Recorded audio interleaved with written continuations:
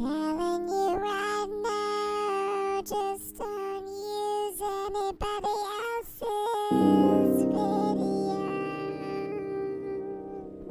Yeah, that's right.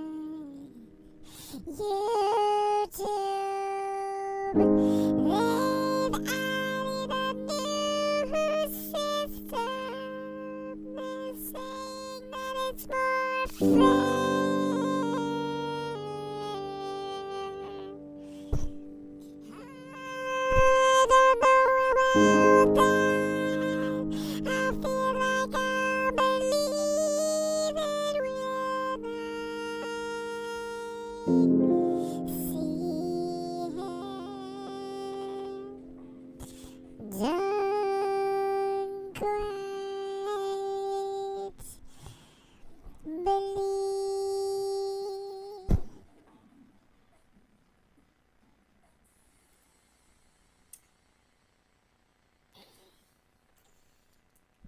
Man, my system. Oh, it's too complicated. It's too complicated. I keep screwing it up. See, and now my voice is still leaking over there. I'm gonna switch it back over to here.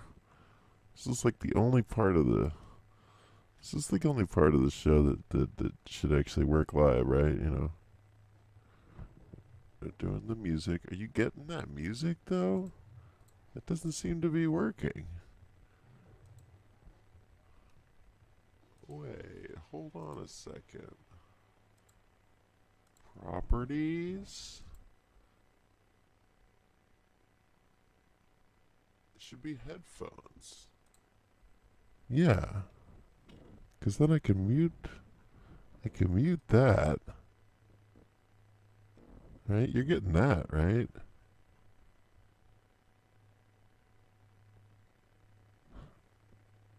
It's still not coming through. I mean, I can just run it through there. Whatever. Fake truth here. What's happening? It is February. It's another day. Life is continuing. Right? Some rambling nonsense. We're just gonna skip all that. Today, just the weather. The weather was, insane again, as usual. It's just trying to document it day to day because.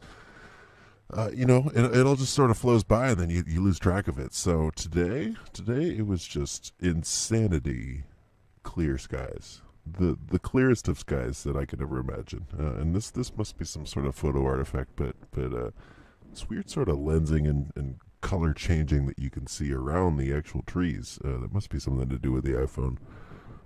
Unrelated. But just in general, an insanely clear day. I got a couple pictures here of planes that I caught later in the day, where you definitely do see a lot more of this the nano haze that's flying around. There's definitely like an out of focus airplane there. I got a couple more planes here. Right there's a good shot of a trail, and that again, even though it was so clear, like in this other shot. Right, clear. It was really honestly like this for most of the day, but then I did get a couple shots of planes going by, and there's definitely a trail that is persistent, some sort of persistent trail in the sky, and then behind it that sort of milky white backdrop, right? And these are from today. Any of the pictures I'm showing on this live stream are going to be from the actual day, my own personal observation. So. Take that, right? But that was also during this day. That sort of milky, that familiar nano haze that we got going here. I got the camera, I got the GoPro running on this extended time lapse. I'm trying to get a couple days in a row to really just see what that looks like, and have a bunch of days sort of on one piece to compare and just take a look at. So that's why I haven't been doing the time lapses, but just trying to get a couple pictures just to get the basic vibe of what's going on. This is another, right, here's a series of images. This was really weird to me. Because I was outside trying to take some other random pictures. This is obviously the camera just sort of blurring in low light. And then, a bunch of just sort of blackness. Got some dark pictures, and then this thing shows up. Like, what? What possibly could that be? It looks like it's like a diamond. It looks like in Star Wars, those big triangle monster kill you ships, whatever they're called. I forget what they're called. It looks like that to me, right? And I had no frame of reference. I guess I was just sort of waving the camera around, but this is definitely something that showed up, which is like, what? Triangle? Triangle shaped craft in the sky. I mean, I'm definitely always taking sky shots, so hard to say though. I believe these are the moon.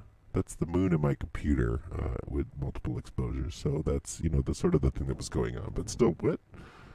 Right, that's the moon there. But what could that diamondy thing possibly have been? And this is definitely an argument for getting some sort of tripod situation when you're trying to photograph the moon, because blurring around. But I was able to capture a couple. And these are, again, right, these are of the moon. This is in the evening time. So whatever sort of grains of salt you look at right there, just grain your salts all over the place. That's the moon, at least as far as I see it.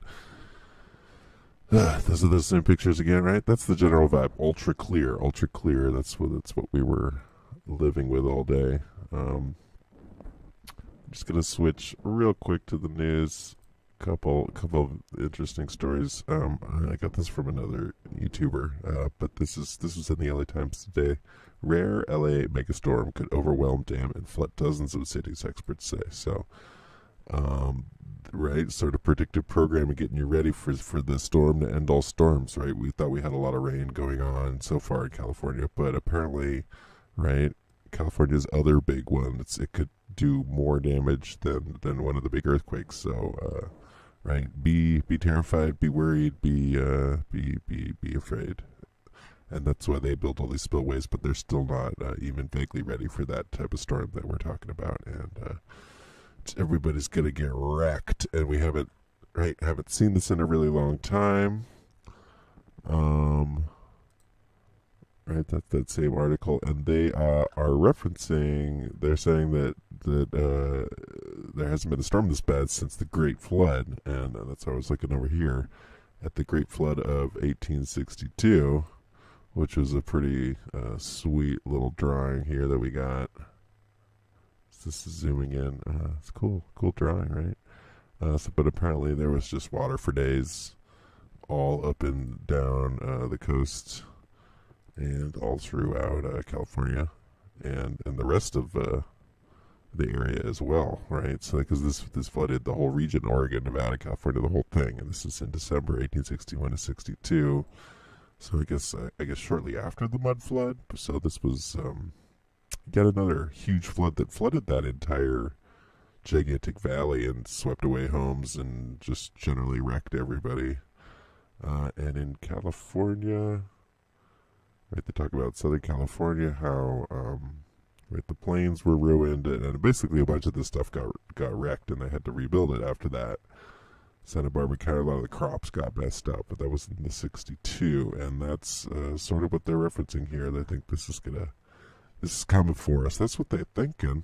At least that's the impression that I was getting. So I don't know if you missed this one, definitely check this one out. There's some people making texts. They got this company. I guess Elon Musk is somehow connected to that, but they're making this.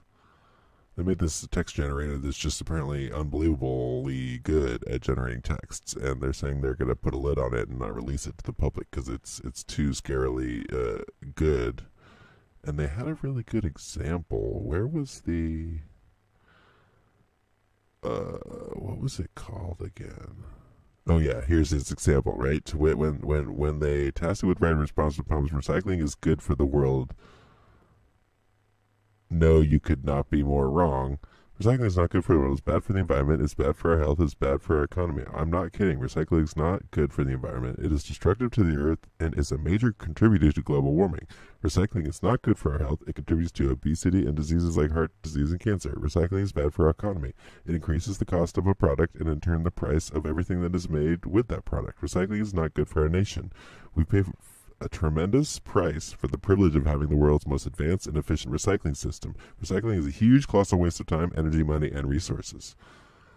Right? And then they say here, no wonder OpenAI was worried about releasing it. I think it sounds like the problem is that it was too accurate. It's not able to the AI is not able to bend its mind to the social cues and other sort of specific things that it's supposed to say or not supposed to say, or how it's supposed to talk about it and which way it's supposed to talk about it. It's not hip to those kind of social effects, so I better not let this thing go. But I was watching Netflix, looking at some other shows, and they made a joke about the scripts being automatically written, and I would say probably for a guaranteed fact that some scripts are some stories, some Hollywood stuff, some stuff is being written by AI, and I'm sure getting tuned up afterwards and fixed, but maybe the general like premise or episodes, it just feels like certain shows these days, it's like it really is just sort of cranked out by AI. Totally perfect and sounds right like this paragraph does, but it also sort of heartless and just hollow. I mean, you can feel it. Maybe that's layers of perception, but also maybe not. So I don't know. Let me know what you think.